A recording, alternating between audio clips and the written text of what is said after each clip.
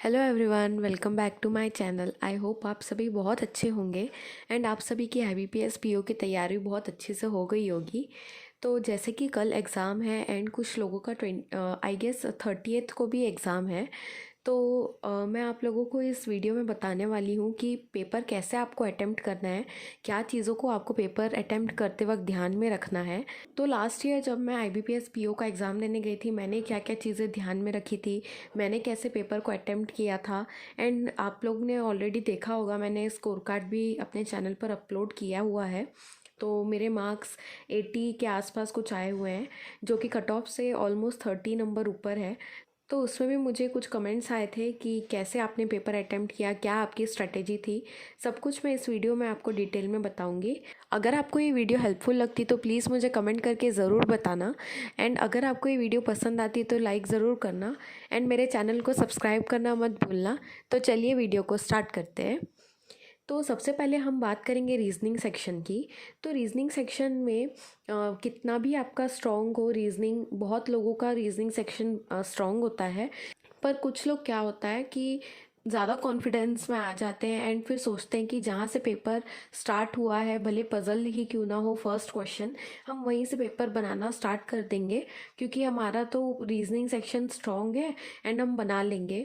ये गलती मैंने भी एक बार की हुई है एंड थैंकफुली मैंने ये गलती मॉक टेस्ट में की थी कि जो क्वेश्चन स्टार्ट हुआ वन गो में मुझे रीजनिंग का सेक्शन बनाना है करके, पहला पज़ल था, मैंने उसको अटेम्प्ट कर दिया था। फिर सेकंड क्वेश्चन भी पज़ल ही था पर मैं उसमें अटक गई एंड मेरा बहुत टाइम वेस्ट हो गया था एंड मैं जितना अटेम्प्ट कर सकती थी उससे कम ही अटेम्प्ट कर पाई। तो उसी दिन फिर मैंने डिसाइड कर लिया, भले कितना ही स्ट्रॉन्ग क्यों ना हो जाए रीजनिंग सेक्शन, हमेशा सबसे पहले मिसलेनियस क्वेश्चन से स्टार्ट करना है। मिसलेनियस क्वेश्चंस में क्या क्या आता है आपको तो पता ही होगा। सिलॉग्स हो गया, अल्फ़ा न्यूमरिक क्वेश्चंस हो गए, ऑर्डर रैंकिंग हो गया, कोडिंग डिकोडिंग हो गया, और वो अल्फ़ाबेट टेस्ट वाले जो क्वेश्चंस आते हैं वो हो गए। पहले उन क्वेश्चंस को आपको अटेम्प्ट करना है, उसके बाद ही आपको पजल्स या फिर सीटिंग अरेंजमेंट अटेम्प्ट करना है। कितना भी मन हो, कितना भी आपको लगे कि नहीं पहले पजल से स्टार्ट करते हैं, बहुत लोग टेम्पटेड फील करते हैं कि इससे पहले स्टार्ट कर ले, पर इससे पहले आपको स्टार्ट नहीं करना है। पहले आपको इससे स्टार्ट करना है, उसके बाद आप पजल्स एंड सीटिंग में जाइए।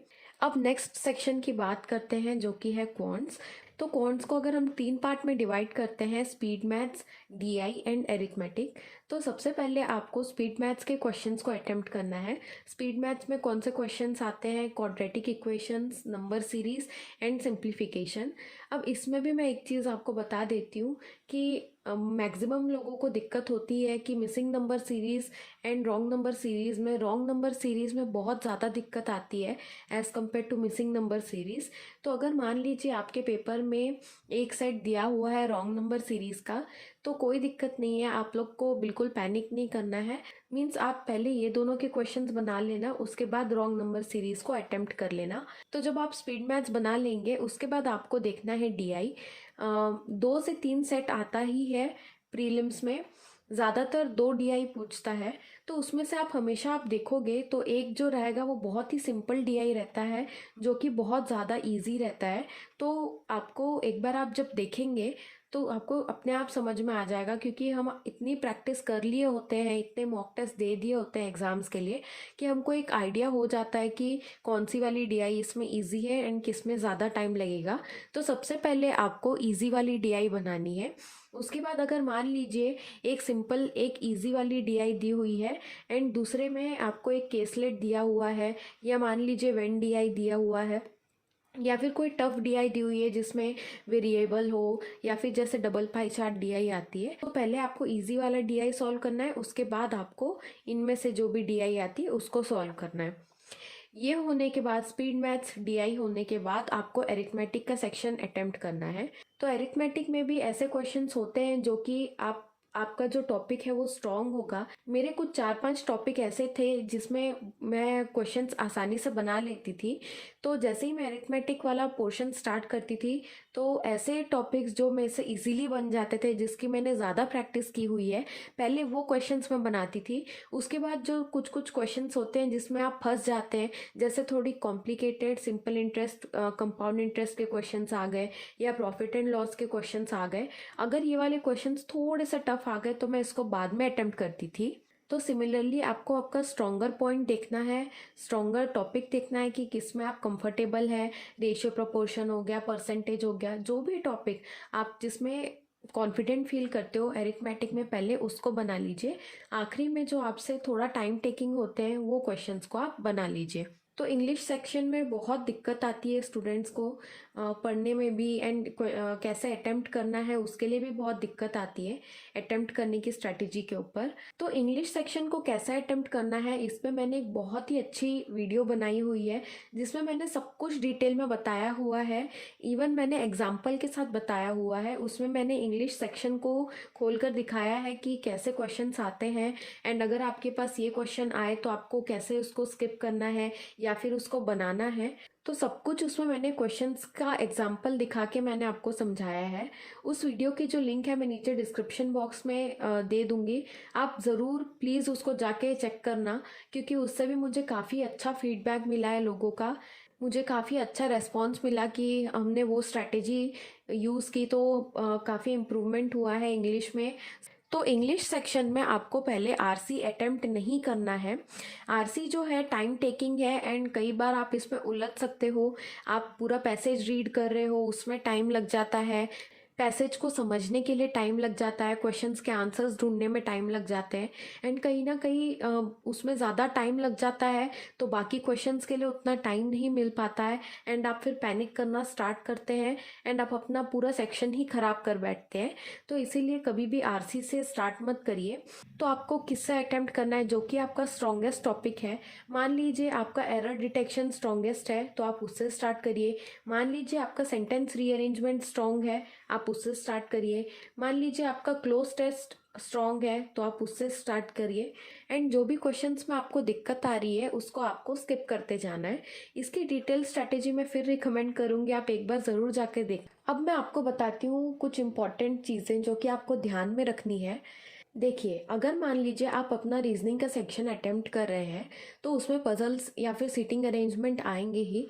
अगर मान लीजिए ऐसे पजल्स भी होते हैं कुछ जो कि आपने बहुत प्रैक्टिस किए होंगे, या फिर जो बहुत इजी पजल्स होंगे जो कि ऐसे तो आपसे एक बार में बन जाते हैं पर पता नहीं क्यों उस दिन एग्ज़ाम में कभी कभी अटक जाते हैं।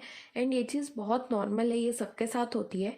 पर आप उस चीज़ को थोड़ा सा माइंड में ले लेते हैं कि नहीं मुझे सॉल्व करना है एंड मैं सॉल्व कर सकता हूँ, एंड आप उसी पे लग जाते हैं, उसी चीज़ को सॉल्व करते रहते हैं। कई बार क्या होता है कि हम एक स्टेटमेंट गलत पढ़ लेते हैं, जैसे मान लीजिए थर्ड लेफ्ट दिया होगा पर हम उसको थर्ड राइट पढ़ लेते हैं। तो उस केस में क्या होता है, जब आप 2-3 बार उस क्वेश्चन को बनाते हैं, तीसरी चौथी बार भी आप उस स्टेटमेंट को गलत ही पढ़ते हैं। इसीलिए कभी भी पजल्स या फिर सीटिंग अरेंजमेंट में आप अटक जाते हो तो उसको स्किप कर लिया करो। और बाकी के क्वेश्चंस जो है जैसे मिसलेनियस हो गए या फिर दूसरा कोई पजल हो गया उसको बना लिया करो। उसके बाद आखिरी में जब आपके पास फिर से टाइम बचता है तब उस ये वाले पजल को आप सॉल्व करना, एंड देखना आप जब फिर से फ्रेश माइंड से या फिर बहुत टाइम बाद आप इसको सॉल्व करेंगे तो वो ज़रूर बन जाएगा। एक बार ये चीज़ को ट्राई करके ज़रूर देखना, एंड प्लीज़ ये वाली मिस्टेक मत करना। ये सही में आपके बहुत सारा टाइम एंड बहुत सारे मार्क्स खा सकता है। उसके बाद ये है कि आपको भले कोई भी सेक्शन हो, आपको टफ क्वेश्चन से स्टार्ट नहीं करना है अपने पेपर को। कितना भी आपको लगे कि पहला क्वेश्चन जो आया है उसी से स्टार्ट करना है, बिल्कुल ऐसे नहीं करना है। आपको टफ क्वेश्चंस को अवॉइड करना है एंड इजी क्वेश्चंस को ही आपको बनाना है। तीसरा जो इम्पोर्टेंट पॉइंट है वो ये है कि आपको पजल से स्टार्ट नहीं करना है रीजनिंग में। भले कितना ही इजी पजल क्यों ना आ जाए, कितना ही ऐसा पजल क्यों ना आ जाए जो आपका स्ट्रेंथ है, जो कि आप एक बार में बना लेते हो, फिर भी आप कोशिश करिए अपने इस इच्छा को रोकने के लिए एंड पजल से स्टार्ट मत करिए। इंग्लिश में आपको आरसी से स्टार्ट नहीं करना है। आपको कोई भी इशू आती है आप तुरंत इन्विजिलेटर को इन्फॉर्म करिए। अब मैं आपको खुद का एक्सपीरियंस बताती हूँ। आईबीपीएस क्लर्क प्रीलिम्स जिसका मैंने अभी अभी स्कोर कार्ड अपलोड किया था, जिसमें कि मेरे 97 पॉइंट कुछ 75 मार्क्स आए हुए हैं। वो स्कोर कार्ड आपने चेक नहीं किया है तो आप ज़रूर जाकर देखना। तो वो वाला जब मैं पेपर दे रही थी लास्ट ईयर, यही सितंबर अक्टूबर में ही, तब क्या हुआ था कि मेरे बगल में एक लड़की बैठी हुई थी एंड वो जो इंग्लिश का सेक्शन है वो बहुत ज़ोर ज़ोर से बोलने लगी थी। इतने ज़ोर से वो बोल रही थी कि सारे जो वो रीड कर रही थी वो मेरे मुझ तक सुनाई दे रहा था। एंड मुझे पर्सनली बहुत डिस्टर्ब्ड फील हो रहा था क्योंकि मैं अपने क्वेश्चंस पे ध्यान नहीं दे पा रही थी। तो उस केस में क्या हुआ कि मैंने तुरंत इन्विजिलेटर को बोला, क्योंकि ऑलरेडी मेरा बहुत टाइम जा चुका था उसमें। तो और मैं पैनिक भी करने लग गई थी क्योंकि मैं अपने क्वेश्चंस रीड नहीं कर पा रही थी एंड टाइम कंटिन्यूअसली जा रहा था। तो अगर आप भी ऐसी इश्यूज फेस करते हैं तो आप प्लीज़ इन्विजिलेटर को इन्फॉर्म करिए। तो उसके बाद लास्ट जो इम्पॉर्टेंट चीज़ है आपको जो याद रखनी है वो है कि आपको गेस वर्क नहीं करना है। कई बार क्या होता है कि इंग्लिश में आपके अटेम्प्ट्स कम हो जाते हैं तो आप सोचते हैं कि गेस वर्क कर लेते हैं, अब अटेम्प्ट्स कम हो ही गए हैं। तो प्लीज़ ऐसी गलतियां मत करिए, भले कोई भी सेक्शन हो, इंग्लिश हो, क्वांट्स हो, रीजनिंग हो, आपको ये गलती नहीं करनी है। तो ये थी वीडियो जिसमें मैंने आपको बताया कि कैसे पेपर को अटेम्प्ट करना है एंड ये सारी चीज़ें आपको ध्यान में रखनी है। All the best for your exams. आपका पेपर कैसा गया एंड आपने कितने अटेम्प्ट्स किए मुझे ज़रूर बताना। एंड कई लोगों का कमेंट आ रहा है कि आईबीपीएस क्लर्क मेंस के लिए आप बताइए, हमारी स्पीड नहीं आ पा रही है। इवन मुझे 4-5 कमेंट्स पजल्स को एंड रीजनिंग सेक्शन को लेके भी आया है कि हमारी स्पीड इम्प्रूव नहीं हो पा रही है। तो उसके लिए हम क्या करें? देखिए, मैंने आपको पहले ही बताया है, कोई भी टॉपिक हो, भले वो रीजनिंग का हो या फिर कॉन्ट्स का हो या फिर इंग्लिश का हो, सबसे पहले आपको उसके बेसिक्स को क्लियर करना है एंड उसके बाद आपको उसका टॉपिक टेस्ट जो होता है या फिर आप क्विजेस बोल सकते हो, वो आपको लगाना है।